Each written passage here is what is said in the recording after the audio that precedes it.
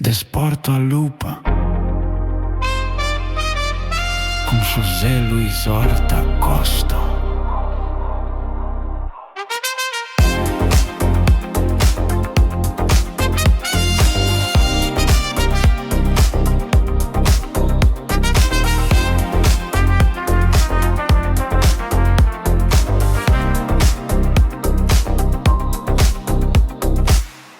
Bem-vindos ao Desporto à Lupa.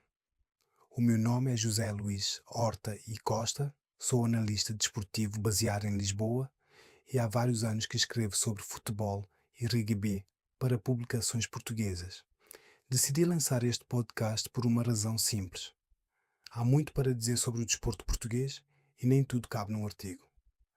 Todas as semanas vou passar em revista os acontecimentos mais importantes do futebol português.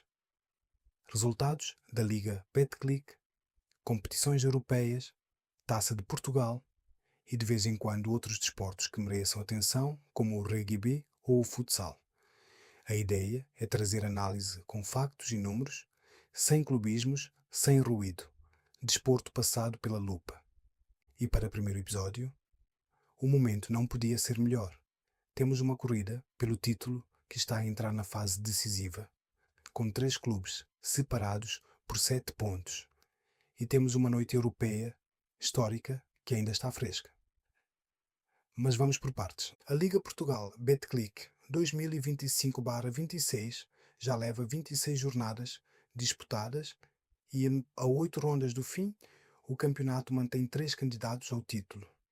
Parece uma frase que se repete todos os anos, mas esta temporada tem características próprias que a tornam diferente das anteriores. Primeiro, o FC Porto.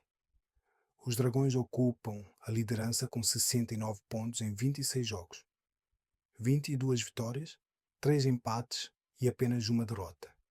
São números de campeão. E a estatística mais impressionante é a defensiva. 10 golos sofridos em 26 jornadas. 10. Isso dá uma média inferior a um golo sofrido a cada 2 jogos. Quem acompanha futebol português há tempo suficiente sabe que este tipo de solidez defensiva costuma decidir campeonatos. Depois temos o Sporting, com 62 pontos, mas com um jogo a menos. 19 vitórias, 5 empates e apenas uma derrota. O Sporting tem o melhor ataque da Liga, com 64 golos marcados em 25 jogos. Luís Soares, o colombiano que chegou do próprio Sporting na época passada em grande forma, lidera a tabela de marcadores com 23 golos. É um número notável e posiciona-o como um dos melhores avançados a atuar em Portugal nos últimos anos. E depois há o Benfica, que ocupa o terceiro lugar, também com 62 pontos, mas em 26 jogos. E aqui está o dado mais curioso da temporada. O Benfica é a única equipa invicta na Liga Betclic. 0 derrotas, 18 vitórias e 8 empates. Nenhum outro clube no campeonato pode dizer o mesmo. Mas são precisamente esses 8 empates que explicam a diferença para o FC Porto. Empatar não é perder, mas no futebol português, onde os pontos perdidos pelos grandes costumam ser poucos, cada empate pesa como uma pequena derrota. A quarta posição pertence ao Sporting de Braga, com 46 pontos, já distante da luta pelo título, mas firme na corrida, por um lugar europeu. Abaixo, o Gil Vicente e o Famalicão, ambos com 42 pontos, estão a fazer temporadas dignas de nota e confirmam que a Liga Portuguesa tem mais competitividade do que muitas vezes se reconhece fora de portas. Vamos então olhar para cada um dos 3 candidatos com mais detalhe, começando por quem lidera. O FC Porto de Sérgio Conceição deixou a fazer uma temporada de grande consistência. Os 7 pontos de vantagem sobre Sporting e Benfica dão-lhe margem e, sobretudo, dão-lhe algo precioso. Dependem apenas de si próprios. Se vencerem os 8 jogos que faltam, são campeões, independentemente do que os rivais façam. Mas o calendário não é fácil. Logo na jornada 27, o Porto recebe o Sporting de Braga no Dragão. É um jogo que, no papel, parece controlável para os Dragões, mas o Braga tem 52 golos marcados esta temporada e é a equipa com o quarto melhor ataque do campeonato. Mais à frente, o Porto terá deslocações complicadas e jogos onde os pontos não estão garantidos. O que torna este Porto diferente é a capacidade de sofrer poucos golos, 10 em 26 jornadas. Quando uma equipa tem esse nível de solidez, a margem de erro para os adversários é mínima. Basta um golo para vencer e o Porto tem mostrado que sabe encontrá-lo. Na jornada 25, o clássico entre Benfica e FC Porto, no Estádio da Luz, terminou 2-2. Foi um jogo que ilustra bem o estado atual da corrida. O Porto não perdeu, o Benfica somou mais um empate e os Dragões saíram da Luz a manter a liderança. Para o Porto, aquele ponto na casa do rival pode valer muito no final das contas. O caso do Sporting é fascinante. A equipa tem o melhor ataque, tem apenas uma derrota e tem um jogo a menos. Se vencer esse jogo em atraso contra o Tondela, fica a 4 pontos do Porto, o que mantém a pressão até ao fim. Mas o Sporting está a gerir 2 campeonatos ao mesmo tempo. Na Liga dos Campeões, os Leões estavam numa posição complicadíssima, depois de perderem 3-0 na Noruega contra o Bodø Glimt, na primeira mão dos oitavos de final. E foi, precisamente, por causa dessa eliminatória europeia que o jogo contra o Tondela foi adiado. E é aqui que chegamos, ao momento mais extraordinário desta temporada. Hoje, em Alvalade, com o estádio esgotado, o Sporting fez algo que pouquíssimas equipas na história da Liga dos Campeões conseguiram. Goleou o Bodø Glimt por 5-0 e virou a eliminatória. 5-0. Gonçalo Inácio abriu o marcador ainda na primeira parte com um cabeceamento num canto. Pedro Gonçalves, o Pote, fez o segundo à passagem da hora de jogo. Luís Soares marcou o terceiro, que empatava a eliminatória. E no prolongamento, Maxi Araújo e o jovem Rafael Nel selaram a remontada. Rafael Nel, que entrou como suplente, marcou o quinto golo que carimbou a passagem histórica. É a segunda vez que o Sporting alcança os quartos de final da principal competição europeia de clubes. A primeira foi na temporada 1982/83, há mais de 40 anos. O próximo adversário será o vencedor da eliminatória entre o Arsenal e o Bayer Leverkusen. Esta noite europeia coloca o Sporting numa posição única.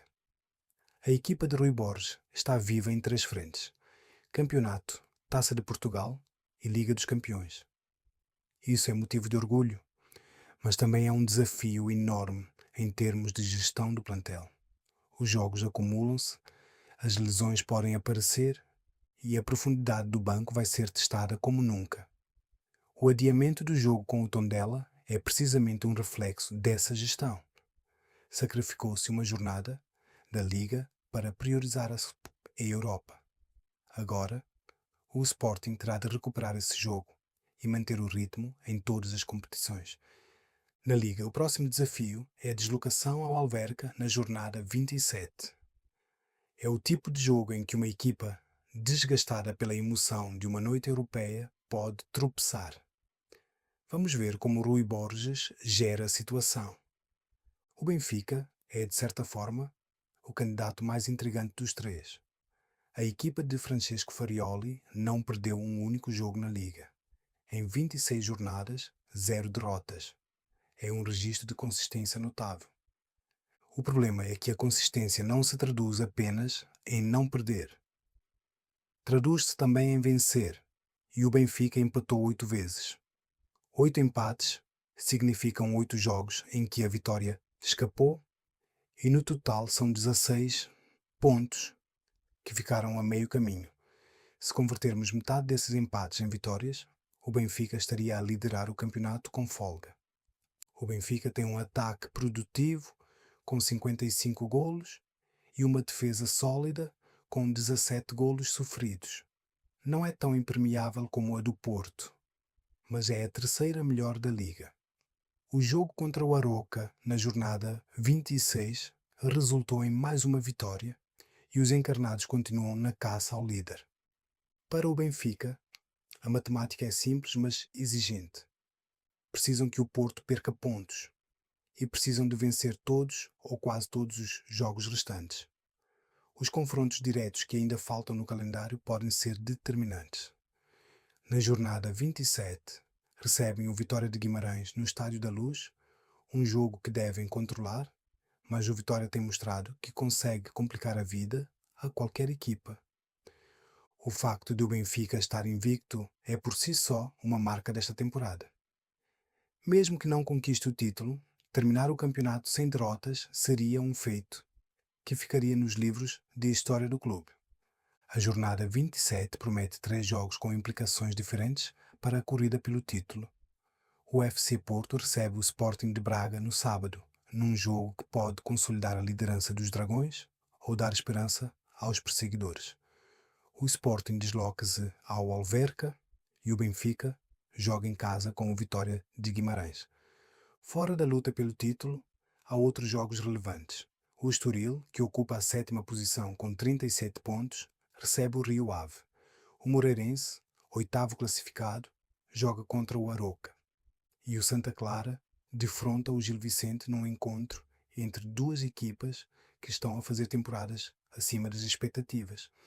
Nas próximas semanas vou acompanhar também o percurso europeu do Sporting nos quartos de final da Liga dos Campeões e o Sporting de Braga na Liga Europa se continuar em prova. Há muito futebol pela frente. Foi este o primeiro episódio do Desporto à Lupa. Quis começar por dar uma visão geral da temporada e da corrida pelo título, porque acho importante ter contexto antes de mergulhar nos detalhes semana a semana. A partir do próximo episódio, vou trazer o resumo da jornada, análise dos jogos mais relevantes e, sempre que justificar, um olhar sobre o que se passa fora do futebol. Rugby, futsal, desportos motorizados e tudo o que merece a atenção. Se gostaram, partilhem o podcast com outros adeptos de desporto português. Encontram-me também nos artigos que publico regularmente sobre futebol e rugby. Obrigado por ouvirem e até à próxima semana.